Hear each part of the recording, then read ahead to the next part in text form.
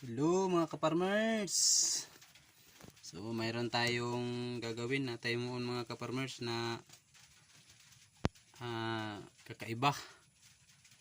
Ito kaparmers, isa itong motor o dynamo sa sa wiper ng sasakyan, 12 volts. Tapos ito kaparmers, yung galing dito kasi sira na to, ay pang sprayer to. Ayan o, pala kaparmers,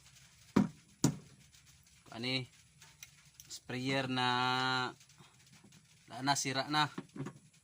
So nag-convert tayo kaparmers na lagyan na lang natin ng motor o automatic na.